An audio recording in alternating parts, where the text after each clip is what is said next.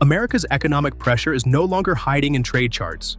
It is spreading through store shelves, EV showrooms, airports, fuel markets, and food security plans. What began as Canada's backlash against US tariffs has now expanded into a wider consumer and supply chain shift across Canada and parts of Europe. Welcome back to your ultimate pit stop, Piston Pundit. By July 2026, some boycotts are still punishing American exporters, while major brands like Tesla are fighting back with surprising rebounds. But for automakers, the warning is bigger. Politics can hit demand like a brutal downshift. So let's break down the 5 biggest signals showing how this boycott is moving from public anger into real market damage.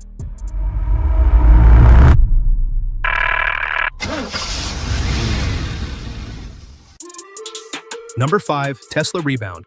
Brand trust crashes, then roars back. The strongest automotive example in this story is Tesla. In 2025, Tesla became a major symbol of anti-American and anti-Musk backlash in parts of Europe, with sales and registrations dropping sharply in several markets. Some buyers were not rejecting the cars only because of range, charging, software, or build quality. They were reacting to politics, image, and trust. That is a major warning for automakers.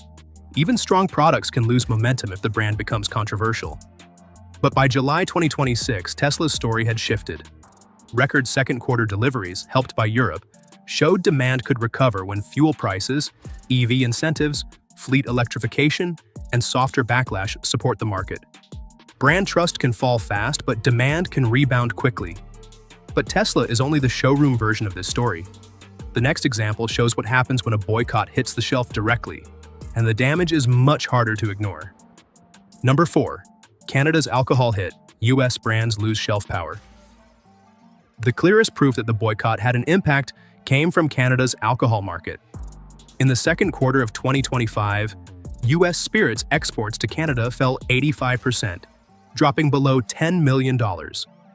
American wine also suffered, with full-year 2025 exports to Canada down 78%, creating a $357 million export value loss. Canada had been America's top foreign wine market, taking 36% of exports, but that share fell to 12%. The bigger risk is replacement. As US bottles disappeared, Canadian wines, local spirits, and non-US alternatives gained visibility. For automotive viewers, the lesson is clear.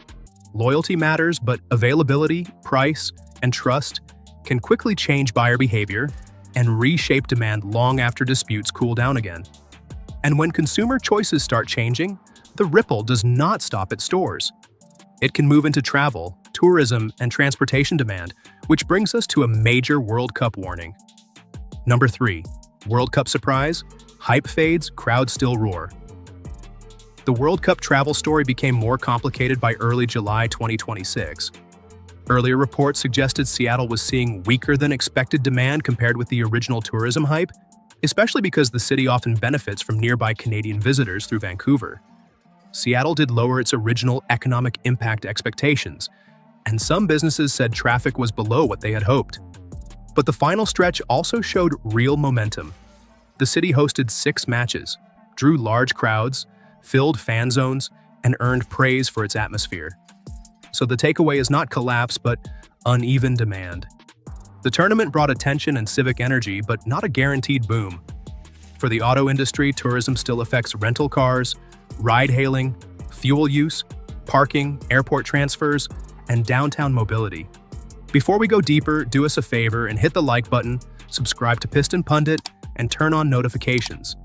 It helps us reach more auto enthusiasts, gearheads, and viewers who want the bigger story behind the market moves.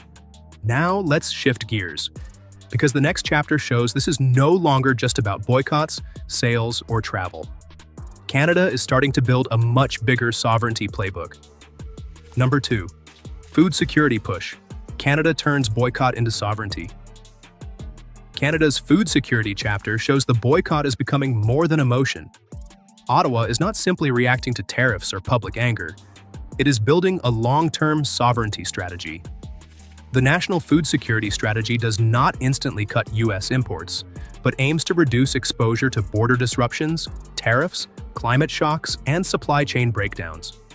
Backed by more than $3 billion over 10 years, it funds food infrastructure, agri-food financing, greenhouses, vertical farms, and controlled environment agriculture. The need is clear. Canada still imports 88% of fresh fruit and nuts and 72% of vegetables. For auto viewers, the lesson extends to batteries, minerals, energy, factories, ports, and fuel networks. Resilience is becoming the new horsepower. But food security is only one lane in this sovereignty strategy. The biggest signal is now coming from energy, where Canada is talking about pipelines, export routes, and long-term industrial power. Number 1. Pipeline power play. Canada builds its energy escape. Energy is the biggest July 2026 update in this story. At the June G7 summit, leaders pushed for diversified energy routes and welcomed Canada's ability to add capacity to global markets. Then, on July 6th, Alberta and Ontario proposed a 3,300-kilometer pipeline from Hardisty, Alberta, to Sarnia, Ontario, starting at 500,000 barrels per day and potentially expanding to 800,000. The goal is to reduce reliance on foreign routes and U.S.-linked infrastructure while strengthening Eastern Canada and possible Atlantic exports. Canada is also discussing a westbound pipeline toward the Pacific coast, giving access to Asian buyers.